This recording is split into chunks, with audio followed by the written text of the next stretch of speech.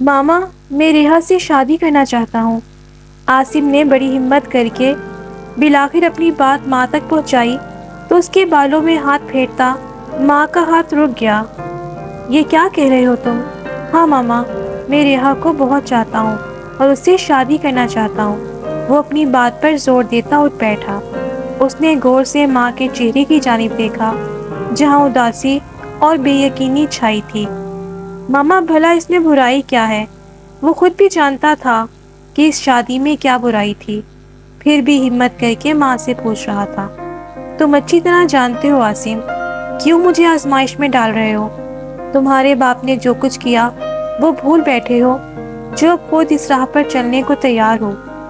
جنت بیگم اداسی سے بولی تو عاصم ماں کا چہرہ دیکھ کر رہ گیا۔ وہ کہنا چاہتا تھا کہ وہ آخر کب تک باپ کی گئی غلطی کی سزا بھگتتا رہے گا۔ اس نے تو ایسا کچھ نہ کیا تھا، اسے کیوں ساری زندگی کی سزا سنا دی گئی تھی، جبکہ وہ اپنی پسند سے شادی کرنے کا حق بھی کھو چکا تھا۔ ماما آپ ایک بار تایا جان سے بات تو کر کے دیکھیں۔ اس نے ہمت کر کے امید بھری نظروں سے ماں کی جانب دیکھا۔ میں کیوں کروں ایسی کوئی بات؟ اتنی ہمت ہے اگر تو خود بات کرو۔ جب میں خود ہی اس رشتے کے لیے راضی نہیں تو میں انہیں کیوں کر مناؤں؟ تم باپ بیٹوں نے آزمائش سہنے کے لیے مجھے ہی کیوں چن لیا ہے؟ ایک بار پھر خاندان میں تماشا بنے گا۔ تمہاری بہن کو بھی رخصت کر کے اس کے گھر کا کرنا ہے، میرا نہیں تو کم از کم اس کا ہی سوچ لو۔ جنت بیگم تو جیسے پھٹ پڑی تھی، وہ منہ پھیر کر چادر اوڑھ کر لیٹ گئی۔ یہ ان کی شدید ناراضگی کا اظہار تھا۔ وہ مزید کچھ سننے کے موڈ میں نہ تھی۔ وہ چپ چاپ ٹھنڈی سانس پھٹتا اٹھ کھڑا ہوا اور دروازہ کھول کر ماں کے کمرے سے نکل آیا۔ جنت بیگم کا تعلق امیر گھرانے سے تھا۔ وہ سید خاندان سے تعلق رکھتیں، اپنے والدین کی اکلوتی بیٹی تھیں۔ ماں باپ نے لاڈ پیار سے پال پوس کر رخصت کیا تھا۔ ان کی شادی بھی انہی کی طرح اونچے خاندان میں ہوئی تھی۔ وحید صاحب ان کے خاندان میں سے ہی تھے۔ بڑوں نے باہمی رضامندی اور صلاح مشورے سے دونوں کو نکاح کے بندھن میں باندھ دیا تھا۔ جنت بیگم بھرے سسرال میں رخصت ہو کر آئی تھی۔ وحید صاحب گھر میں دوسرے نمبر پر تھے، جبکہ ان سے بڑے ایک بھائی شادی شدہ تھے، باقی دو بھائی ابھی کنوارے تھے۔ جنت بیگم کو اتنے لوگوں کے ساتھ رہنے کی عادت نہ تھی، نہ ہی انہیں کوئی زیادہ کام کاج کرنا آتا تھا۔ وہ سسرال میں پہلے دن ہی گھبرا گئی تھی کہ وہ یہ سب کام کیسے کریں گی جو وہ اپنی جیٹھانی کو کرتے دیکھ رہی تھی، مگر گزرتے وقت کے ساتھ ان کی پریشانی کم ہوتے ختم ہوتی گئی، کیونکہ انہیں سسرال ہی اتنا اچھا ملا تھا۔ ان کی ساس ان پر باری صدقے جاتی، جبکہ جیٹھانی کام کرتے کرتے انہیں ساتھ ساتھ سکھا بھی دیتی تو جنت بیگم کو احساس بھی نہ ہو پاتا اور وہ کام سیکھ جاتی۔ ان کی ساس اور جیٹھانی نے چند دنوں میں ہی ان کو گھر کے کام کاج میں ماہر کر دیا تھا۔ باقی کا کام تو ملازم ہی نپٹاتے، جبکہ کھانا وہ سب مل جل کر بنا لیا کرتی، کیونکہ گھر کے مردوں کو نوکروں کے ہاتھ کا کھانا بالکل پسند نہ تھا۔ رفتہ رفتہ جنت بیگم کے باقی دو دیوروں کی بھی شادیاں ہو گئی اور ان کی بیویاں رخصت ہو کر گھر میں چلی آئیں۔ جنت بیگم کو اللہ نے 3 بچوں سے نوازا، بڑے 2 بیٹے جبکہ سب سے چھوٹی بیٹی تھی۔ جبکہ باقی دیوروں کے بھی بچے ہوئے تو گھر میں رہنے کی جگہ کچھ کم پڑ گئی، لہٰذا سب بھائیوں نے باہمی مشورے سے اپنا الگ الگ گھر کرنے کا سوچا۔ روپے پیسے کی کوئی تنگی نہ تھی۔ جنت بیگم کے میاں صاحب تو خود اچھا کماتے تھے، وہ ایک ڈاکٹر تھے، اچھے اور سلجھے ہوئے انسان تھے، لیکن کافی کم گو تھے۔ وہ بے انتہا مصروف رہا کرتے، لہٰذا زیادہ تر وقت ان کا گھر سے باہر ہی گزر جاتا۔ انہوں نے اپنے ہسپتال کے قریب ہی ایک گھر خرید لیا اور اپنی فیملی کو لے کر وہاں شفٹ ہو گئے، جبکہ جنت بیگم کے 2 دیور اپنے کاروبار اور کام کے سلسلے میں دوسرے شہروں میں شفٹ ہو گئے۔ اس شہر میں بس ان کے ایک بڑے جیٹھ ہی رہ رہے تھے۔ جنت بیگم جب کبھی تنہائی سے گھبرا جاتی تو بچوں کو لے کر اپنی جیٹھانی کے گھر چلی جاتی۔ وہ نہ صرف ان کی جیٹھانی تھی بلکہ اچھی دوست بھی تھی، جن کے ساتھ انہوں نے اپنے شادی کے اوائل کے بڑے اچھے دن گزارے تھے۔ جنت بیگم اپنی زندگی بڑے ہی سکون سے گزار رہی تھی۔ ان کو معلوم نہ تھا کہ ان کی پرسکون زندگی میں ایک ایسا طوفان آئے گا جو ان کا سب کچھ ہلا کر رکھ دے گا۔ وہ اپنے بچوں کی تربیت پر بے حد زور دیتی۔ ان کی کوشش تھی کہ ان کے بچے بھی اپنے باپ کے نقش قدم پر چلیں اور ڈاکٹر بنیں۔ ان کے بڑے بیٹے نے FSC کا امتحان پاس کر لیا تھا، مگر انہیں معلوم نہ تھا کہ ان کی زندگی کا طوفان شروع ہو چکا ہے۔ ماما، میں نے آج بابا کو کسی عورت کے ساتھ گھومتے ہوئے دیکھا، ان کے بڑے بیٹے عمران نے گھر آ کر اپنی ماں کو بتایا تو وہ حیرت سے اپنے بیٹے کا چہرہ دیکھنے لگی۔ بیٹا ان کی کوئی کولیگ ہوگی۔ ان کا دل خود پریشان ہو گیا تھا، مگر پھر بھی بیٹے کو ٹالنے کے لیے سرسری سا انداز اپنایا۔ ہاں ماما، ہو سکتا ہے کولیگ ہو، عمران نے پرسوچ لہجے میں کہا، مگر ایک کولیگ کے ساتھ اتنی بے تکلفی کچھ عجیب سی لگ رہی تھی۔ وہ عمران کی بات سن کر چونک گئی۔ یہ کیا کہہ رہے ہو؟ کیسی بے تکلفی؟ ماما، جتنا وہ قریب بابا کے تھیں، ان کو دیکھ کر لگتا نہیں تھا کہ وہ محض بابا کی کولیگ ہے۔ وہ نظریں جھکا کر بولا تو جنت بیگم گہری سوچ میں گم ہو گئی۔ ایسا تو انہوں نے کبھی سوچا نہ تھا۔ اپنے شوہر کا کسی دوسری عورت کے ساتھ یوں بے تکلفی سے گھومنا پھرنا انہیں کچھ ہضم نہ ہو رہا تھا۔ ان کے شوہر بالکل ایسے نہ تھے، مگر عمران کی آنکھیں بھی دھوکہ تو نہیں کھا سکتی تھیں۔ وہ بچہ نہیں تھا، اس نے FSC کا امتحان پاس کر لیا تھا، وہ جوان ہو چکا تھا، مگر جنت بیگم واویلا مچانے والوں میں سے نہ تھیں۔ وہ صبر و تحمل کا پیکر تھیں۔ انہوں نے اس بات کو نظر انداز کیا اور اپنی زندگی میں مگن ہونے کی کوشش کرنے لگیں۔ گزرتے وقت کے ساتھ انہیں ارد گرد سے اپنے شوہر کی بے وفائی کے مزید اشارے ملنے لگے۔ اب تو خاندان کے کئی لوگوں نے انہیں اسی عورت کے ساتھ گھومتے پھرتے دیکھا تھا۔ ان کے بچے بھی یہ باتیں سن کر پریشان تھے، لہٰذا جنت بیگم نے صاف صاف اپنے میاں سے بات کرنے کا فیصلہ کیا۔ میں دوسری شادی کر چکا ہوں، وہ عورت میری بیوی ہے۔ اپنے شوہر کے الفاظ ان پر بجلی بن کر گرے تھے۔ وہ حیران آنکھوں سے وحید صاحب کا چہرہ تک رہی تھی۔ انہیں یقین نہ آ رہا تھا کہ جو کچھ ان کے کانوں نے سنا، کیا وحید صاحب نے وہی کہا تھا؟ انہیں لگا شاید ان کے شوہر ان کے ساتھ مذاق کر رہے ہیں، مگر ان کے چہرے پر سنجیدگی چھائی ہوئی تھی۔ یہ آپ کیا کہہ رہے ہیں؟ جنت بیگم نے کانپتی آواز میں پوچھا۔ مجھے محبت ہو گئی اس سے۔ وہ میرے ہسپتال میں نرس ہے اور ہم دونوں ایک دوسرے کو بہت سالوں سے جانتے ہیں۔ میں نے اس سے شادی کر لی ہے، ہماری شادی کو 2 سال ہو چکے ہیں۔ اس میں بڑی بات کیا ہے؟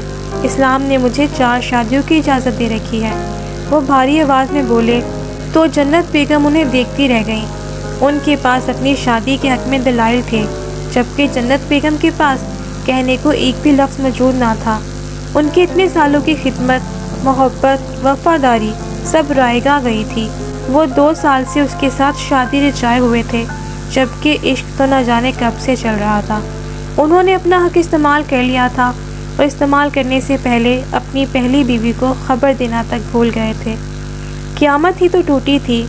جوان جہان ہوتے بچوں کے باپ نے دوسری شادی کر لی تو بھی خیر تھا، مگر اس عمر میں اپنی پہلی بیوی کو طلاق دینا بہت بڑی خبر تھی۔ جنت بیگم حیرانی سے طلاق کے کاغذات ہاتھ میں پکڑے بے یقین نظروں سے اس پر لکھی تحریر پڑھ رہی تھی۔ وہ سوچ بھی نہ سکتی تھی کہ ان کے شوہر ان کو بلا کسی وجہ اور قصور کے یوں چھوڑ دیں گے۔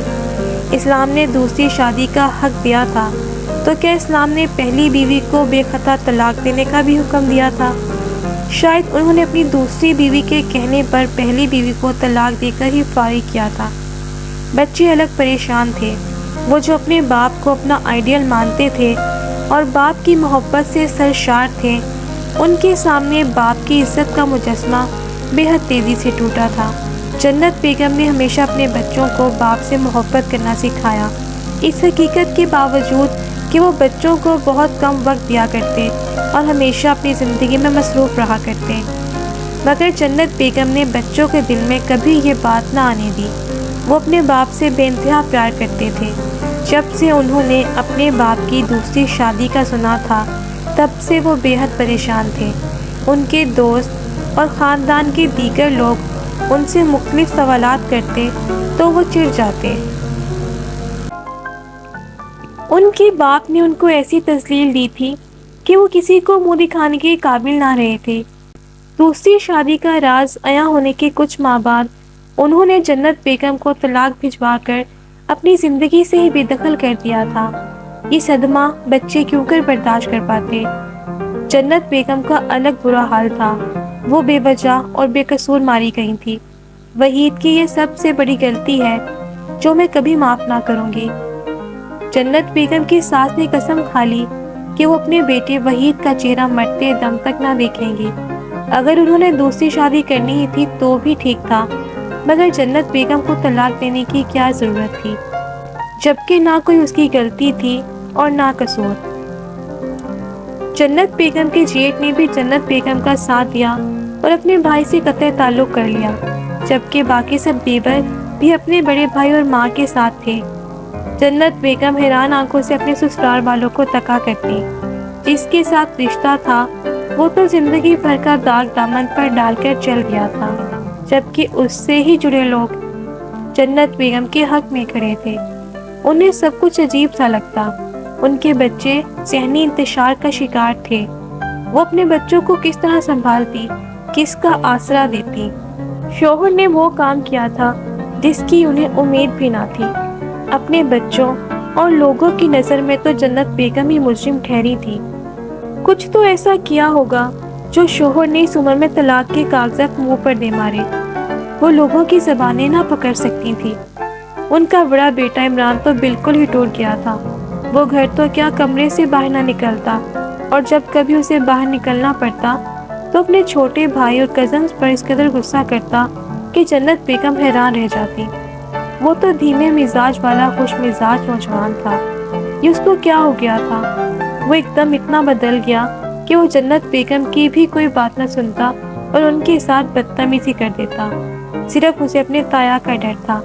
تایا کے سامنے اس کی زبان بند ہو جایا کرتی۔ تایا نے اس کو سمجھانے بجھانے کا فریضہ سر انجام دیا، مگر وہ پھر بھی ذہنی انتشار سے نہ نکل سکا۔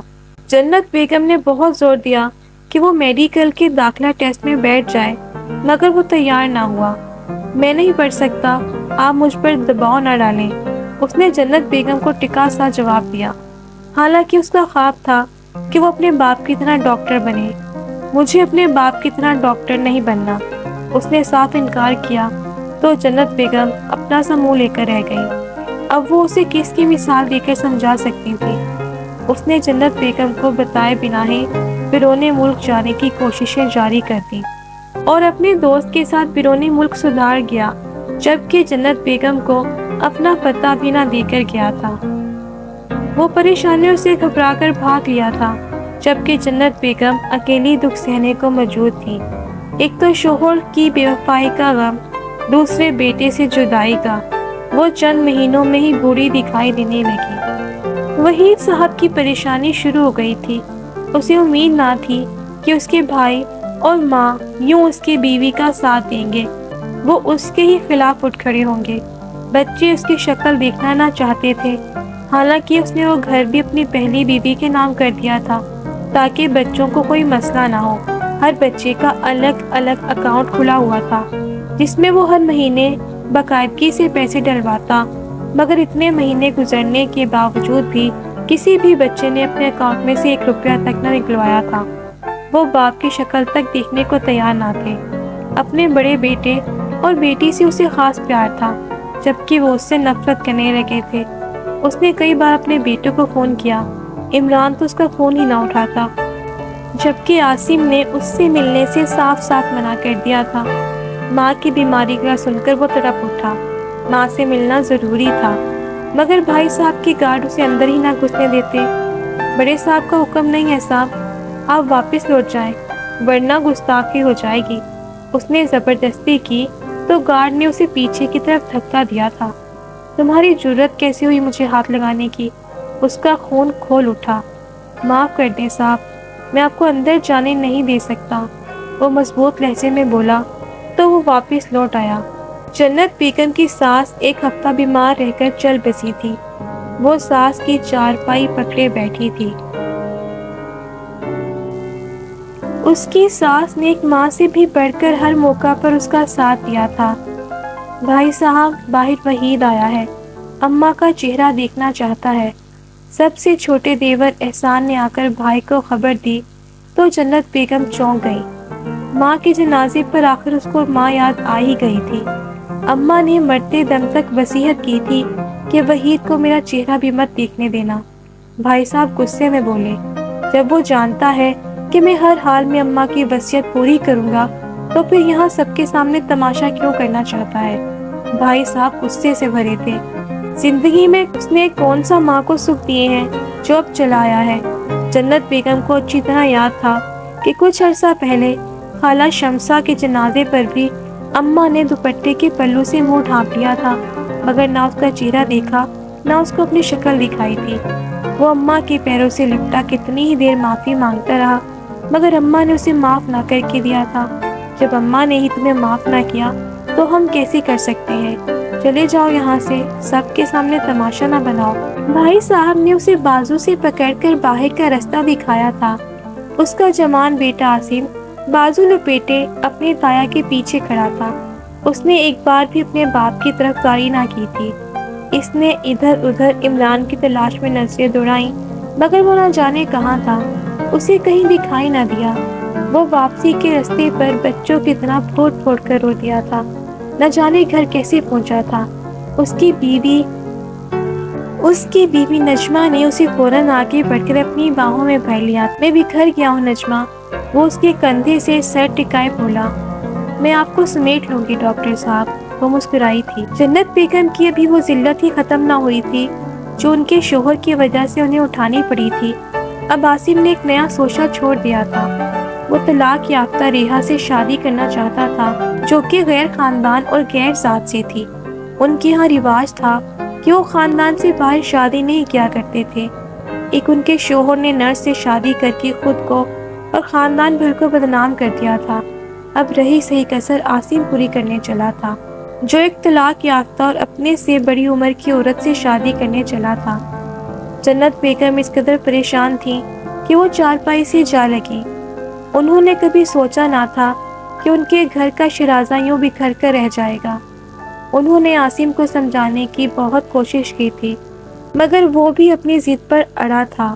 وہ ریحا سے شادی کے حق میں دلائل دیتا، مگر جنت بیگم کو ابھی تک اس کی ایک بھی دلیل دل کو نہ لگی تھی۔ انہوں نے اس کی شادی کے لیے کیا کیا ارمان پالے تھے۔ وہ خاندان میں سے ہی لڑکی بیاہ کر لانا چاہتی تھی، مگر وہ تو شادی کے لیے تیار ہی نہ تھا۔ وہ پچھلے کئی سالوں سے اپنی شادی کو ٹال رہا تھا۔ جنت بیگم کی طلاق کو کئی سال گزر چکے تھے۔ ان سالوں میں انہوں نے بہت اذیت کاٹی تھی۔ عمران واپس ملک میں لوٹ کر نہ آیا تھا۔ پچھلے کئی سالوں سے ان کا عمران کے ساتھ کچھ رابطہ نہ تھا۔ وہ عاصم کے سر پر سہرا سجانا چاہتی تھی، مگر عاصم نے ریحا کا نام لے کر ان کے سبھی ارمانوں پر پانی پھیر دیا تھا۔ ریحا جنت بیگم کی جیٹھانی کی بہن کے بچوں کو ٹیوشن پڑھانے آیا کرتی۔ بے انتہا خوبصورت تھی، گوری چٹی رنگت پر بڑی بڑی آنکھیں اسے باقی لڑکیوں سے ممتاز کرتی۔ اس کی پہلی شادی ناکام ہو چکی تھی، جبکہ اب وہ اپنا خرچہ خود اٹھائے ہوئے تھی۔ وہ کسی پرائیویٹ اسکول میں نوکری بھی کیا کرتی۔ عاصم نے اسے اپنے تایا کے گھر پہلی دفعہ دیکھا تو اس کے سامنے دل ہار بیٹھا۔ ریحا دوسری شادی کے لیے تیار نہ تھی۔ عاصم نے بڑی مشکلوں سے اسے اس شادی کے لیے راضی کیا۔ وہ تو عاصم کی محبت پر یقین تک کرنے کو تیار نہ تھی۔ عاصم نے ٹھان لی تھی کہ وہ ریحا کے سوا کسی کو بھی اپنی زندگی میں نہ لائے گا۔ اس نے کئی سال صرف اس کے انتظار میں کاٹ دیے تھے۔ اب جب کہ وہ راضی ہوئی تھی تو اس کے گھر میں سے کوئی راضی نہ تھا۔ فون کی مسلسل گھنٹی پر اس نے ڈرتے ڈرتے فون اٹھایا تھا۔ عاصم، آج رات کا کھانا ہمارے ساتھ کھانا۔ تایا نے اس کے سلام کا جواب دینے کے بعد اپنا حکم سنایا۔ جی ٹھیک ہے تایا جان۔ فون کھٹ سے بند کر دیا گیا۔ وہ ان چند جملوں سے بھی تایا کی ناراضگی بخوبی جان گیا تھا۔ وہ جانتا تھا کہ تایا جان کے ہاں پورے 8 بجے رات کا کھانا کھا لیا جاتا ہے۔ وہ مقررہ وقت کھانے کی میز پر موجود تھا۔ دیکھو برخوردار، تمہاری ماں نہیں چاہتی کہ تم اس لڑکی سے شادی کرو۔ ویسے بھی وہ تمہارے جوڑ کی نہیں ہے، کم از کم تمہیں تو اپنی ماں کا مان رکھنا چاہیے۔ تایا جان نے بھاری آواز میں اسے نصیحت کی تھی۔ آخر میں ہی کیوں؟ جب کسی اور نے مما کا مان نہیں رکھا تو میں کیسے رکھ سکتا ہوں؟ ان کو بھی تو میری خوشی کا خیال رکھنا چاہیے۔ اس نے سوچا مگر بولا کچھ نہیں۔ وہ جانتا تھا اپنی ماں کی تکلیفوں کو، اور پھر شادی سے ہم میں سے کوئی بھی خوش نہیں۔ تم دیکھ لو، تم نے اس لڑکی کو چننا ہے یا پھر اپنے خاندان کو؟ تایا جان نے وہی بات کہی تھی جس کا اسے ڈر تھا۔ اس کا دل اچھل گیا تھا۔ اپنے باپ کا انجام تمہارے سامنے ہے، مجھے امید ہے تم وہ غلطی نہیں دہراؤ گے۔ تایا اٹھ کر چل دیے تھے۔ ان کی بات کا مطلب وہ اچھی طرح سمجھ گیا تھا۔ اس کے باپ کی غلطی کا تانا ایک بار اور اسے دے دیا گیا تھا۔ اگر وہ ریحا سے شادی کرتا ہے تو اسے خاندان سے بے دخل کر دیا جائے گا۔ تایا جان نے اس کا جواب تک سننے کی زحمت نہ کی تھی۔ وہ چپ چاپ واپس چلا آیا تھا۔ جیسا آپ چاہیں گی ویسا ہی ہوگا مما، میں آپ کی مرضی کے بغیر اتنا بڑا قدم اٹھانے کا سوچ بھی نہیں سکتا۔ بس آپ ہی میری ایک بات مان لیں، مجھے کسی اور سے شادی کے لیے زور نہ دیجیے گا۔ وہ بہت ٹوٹے ہوئے لہجے میں کہہ رہا تھا۔ جنت بیگم کا دل دکھ سے بھر گیا۔ ایسا نہیں تھا کہ صرف انہوں نے خود ہی تکلیف سہی تھی، ان کے بچوں نے بھی ساری زندگی ان کے ساتھ تکلیف اٹھائی تھی۔ وہ کیسی ماں تھی کہ اپنے بچوں کی زندگی میں خوشیاں نہیں لا سکتی تھی؟ وہ بھلا خاندان کے رسم و رواج کیسے توڑ سکتی تھی؟ وہ بھی ایسے موقع پر جب ان کے سسرال والوں نے ہر موقع پر ان کا ساتھ دیا تھا۔ بچوں کی خوشیوں کی خاطر کبھی کبھار خود بھی جھک جانا چاہیے۔ انہوں نے زندگی میں خوشیاں دیکھی ہی کتنی ہیں۔ چھوٹی سی عمروں میں تو اپنے باپ کے کارنامے کی ذلت سہی انہوں نے۔ اب اگر وہ اپنی مرضی سے شادی کرنا چاہتا ہے تو میرے خیال سے تمہیں اس کی راہ میں رکاوٹ بننے کی بجائے اس کے ساتھ کھڑے ہونا چاہیے۔ جنت بیگم کی جیٹھانی نے ان کو سمجھانے کا فریضہ سر انجام دیا تھا، مگر وہ ابھی بھی کشمکش کا شکار تھی۔ خاندان کے سب لوگ کیا کہیں گے، اور پھر بھائی صاحب کیا سوچیں گے؟ کوئی کچھ نہیں سوچے گا۔ تم ماں ہو، اپنے بچوں کے حق کے لیے ان کے ساتھ کھڑی ہو سکتی ہو۔ اگر تم اس رشتے کے لیے راضی ہو جاؤ گی تو کوئی کچھ نہیں کہے گا اور سب راضی ہو جائیں گے۔ مجھے حیرت ہے کہ تم اپنے بچوں کی خوشیوں سے زیادہ یہ سوچ رہی ہو کہ لوگ کیا کہیں گے۔ وحید نے جو کیا اس پر لوگوں نے کیا کہا تھا؟ تمہارے زخم ہی ہرے کیے تھے۔ اپنی اور اپنے بچوں کی خوشیوں کے بارے میں سوچو۔ تمہارے بھائی صاحب کو بھی صرف اس بات پر مسئلہ ہے کہ تم اس رشتے کے لیے راضی نہیں۔ وہ یہ چاہتے ہیں کہ عاصم اپنی ماں کو اس کے حصے کی خوشیاں دے، مگر اگر تم بچے کی خوشی میں خوش ہو تو وہ بھی مان جائیں گے۔ سمینہ بیگم نے جنت بیگم کے ہاتھ پر ہاتھ رکھ کر تسلی دی تو ان کی سمجھ میں بات آ گئی۔ واقعی انہوں نے اپنے بچوں کی خوشیوں کے لیے کیا ہی کیا تھا۔ پچھلے کئی سال تو اپنے شوہر کی بے وفائی کا دکھ مناتے ہی گزار دیے تھے۔ صرف انہوں نے نہیں سہا تھا، ان کے بچوں نے بھی ساتھ سب کچھ برداشت کیا تھا۔ اگر عاصم طلاق یافتہ عورت سے شادی کرنے کا خواہش مند تھا تو اس میں حرج ہی کیا تھا؟ انہوں نے اپنے بے چین دل کو تسلی دینے کی کوشش کی تھی۔ وہ اپنے بیٹے کے لیے کوئی کماری اور سید خاندان کی لڑکی لاتی، مگر اگر عاصم ہی ایسی شادی سے خوش نہ ہوتا تو کیا فائدہ تھا؟ وہ خود بھی ایک سید اور امیر خاندان سے تعلق رکھتی تھی، مگر ان کے شوہر نے کیا کیا تھا؟ ان کو چھوڑ کر ایک نرس سے شادی کر لی تھی۔ ایسے میں انہیں اونچے خاندان کا کیا فائدہ ہوا تھا؟ ان کی عقل میں بات سما گئی تھی۔ طلاق یافتہ اور بیوہ عورت سے شادی کرنا تو ویسے بھی اجر و ثواب کا کام تھا۔ اگر ان کا بیٹا کسی کا سہارا بننا چاہتا تھا تو انہیں اس کی راہ میں رکاوٹ بننے کا کوئی حق نہ تھا۔ عمران تو ویسے ہی کئی سالوں سے نہ پلٹا تھا۔ وہ اس کے سر پر سرہ سجانے کا ارمان دل میں لیے بیٹھی تھی، جبکہ عاصم نے ہمیشہ کے لیے شادی سے انکار کر دیا تھا۔ وہ بھلے ساری زندگی اس کو اذیت میں کیسے دیکھ سکتی تھی؟ وہ اس کے چہرے پر لکھی دکھ کی تحریر صاف پڑھ سکتی تھی۔ وہ کھانے کی میز پر بیٹھا اپنی پلیٹ میں چمچ چلا رہا تھا۔ اس کا کھانا پینا بالکل کم ہو کر رہ گیا تھا۔ اداسی اس کی آنکھوں سے چپکی تھی۔ وہ کب سے ترشی نظروں سے اس کا جائزہ لینے میں مشغول تھی۔ ریحا سے کہو اپنے ماں باپ کو بتائے کہ ہم جمعہ کی شب اس کا رشتہ لے کر آ رہے ہیں۔ انہوں نے اعلان کیا تو عاصم نے بے یقینی سے ماں کی طرف دیکھا۔ آپ سچ کہہ رہی ہیں مما؟ خوشی اس کے لہجے سے چھلکی، اس کی آنکھوں میں چمک دیکھ کر جنت بیگم کے دل میں ڈھیروں اطمینان اترا تھا۔ انہوں نے ہنستے ہوئے اس بات میں صحیح لایا، مگر تایا جان، ان سے میں نے بات کر لی ہے، وہ بھی راضی ہیں۔ ماں کا جواب سن کر وہ فوراً فون اٹھا کر اپنے کمرے کی طرف بھاگا تھا۔ عاصم کے چہرے کی رونق لوٹ آئی تھی، وہ اپنی ماں کے ہاتھ چومتے نہ تھکتا۔ انہوں نے اس کی زندگی کی سب سے بڑی اور واحد خواہش پوری کی تھی۔ عاصم اور ریحا کا رشتہ طے ہو چکا تھا اور باقاعدہ منگنی کی رسم رکھی گئی تھی۔ سبھی چہروں پر خوشی تھی۔ آج اس خوشی کے موقع پر میری دعا ہے کہ ہماری خوشیاں دائمی خوشیاں ثابت ہوں۔ میں اپنے بیٹے حامد کے لیے اپنی بیٹی اسمارا کو ہمیشہ کے لیے اپنے گھر لے جانا چاہتا ہوں۔